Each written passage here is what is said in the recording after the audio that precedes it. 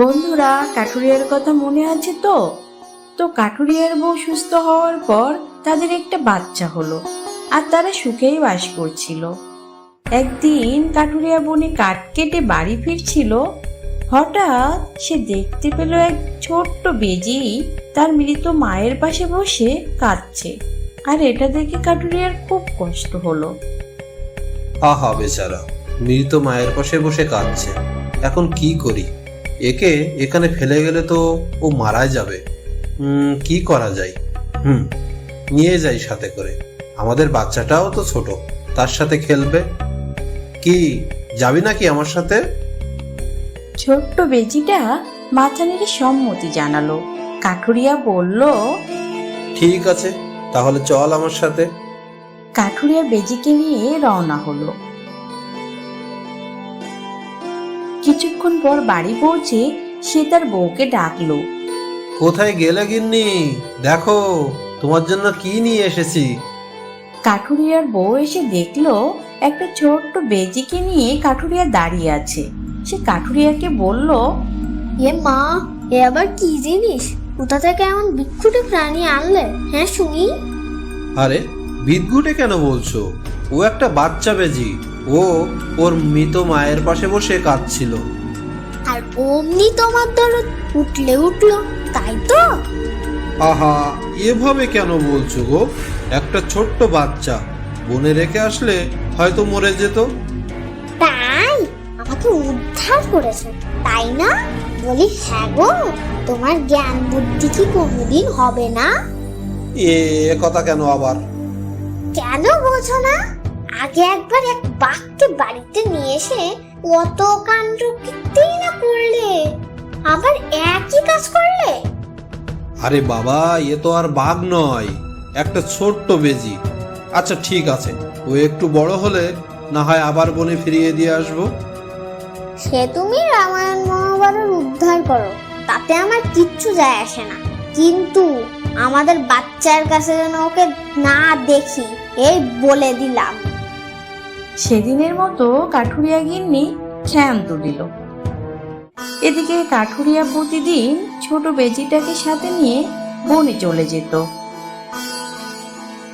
আবার কাজ শেষে তাকে নিয়ে বাড়িতে ফিরে আসতো। কাঠুরিয়ার বাচ্চাটাও তাকে খুব পছন্দ করত। বেজিটা বাচ্চাটার সামনে খেলা করত, আর বাচ্চাটা তাদেরকে খুবই আনন্দ পেত। কিন্তু কাঠুরিয়ার গিন্নি তাকে কখনোই পছন্দ করত না।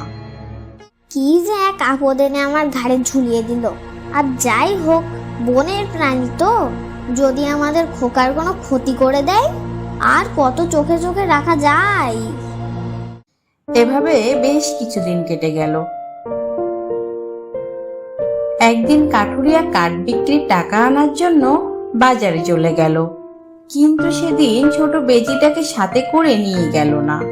এদিকে গিন্নি কিছু কাজের জন্য পাশের বাড়ি যাওয়ার প্রয়োজন ছিল, কিন্তু সেই সময় তাদের বাচ্চাটা ঘুমাচ্ছিল। সে একটু ইতস্ততা করলো। কি যে করি, খোকাটা ঘুমাচ্ছে, এই বেজিটাকেও ভরসা করতে পারি না, আমার কর্তাকেও ভরসা করতে পারি না। কখন যে কোন আপদ এনে আমার গলায় ঝুলিয়ে দেয়, এদিকে আমায় যেতেই হবে। কাঠুরিয়ার বউ কিছুক্ষণ ভাবলো, তারপর বেজিকে উদ্দেশ্য করে বলল, এই শোন, আমার কথা বুঝবি কিনা জানি না, তারপরও বলছি, আমি পাশের বাড়ি যাচ্ছি। তুই আমি না আসা পর্যন্ত এই ঘরে ঢুকবি না। কি বুঝতে পেরেছিস? কাঠুরিয়া গিন্নি বেজিকে বাড়ির বাইরে রেখে চলে গেল। এভাবে অনেকক্ষণ কেটে গেল। গিন্নি তার কাজ মিটিয়ে বাড়ি ফিরল, কিন্তু সে চারিদিকে রক্ত দেখতে পেল। আরো দেখলো বেজিটা রক্তাক্ত অবস্থায় পড়ে আছে। কাঠুরিয়া গিন্নি ভয়ে চিৎকার করে উঠল, ও মা গো, এ আমার কি ক্ষতি হলো রে? ওরে কে, কোথায় আছো? আমার বাচ্চাকে মেরে ফেলেছে এই বেজিটা।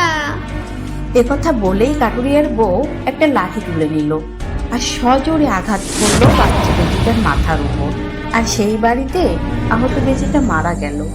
এদিকে গিন্নি বউ ঘরের ভিতরে ঢুকে দেখলো তার বাচ্চাটি যেভাবে ঘুমাচ্ছিল এখনো সেভাবেই ঘুমাচ্ছে, আর ঠিক তার পাশে এক মস্ত সাপ রক্তাক্ত অবস্থায় পড়ে আছে।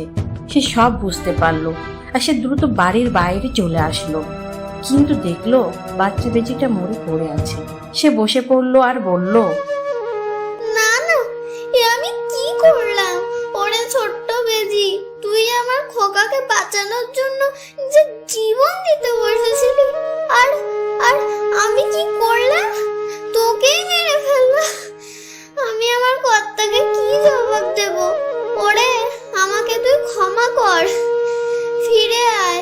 ফিরে আয় বাছা, আর কোনোদিন তোকে বকবো না। গিন্নি বউয়ের কথা আর বেজি শুনতে পেল না, কিন্তু সে তার জীবন দিয়ে তার জীবন বাঁচানোর ঋণ শোধ করে গেল।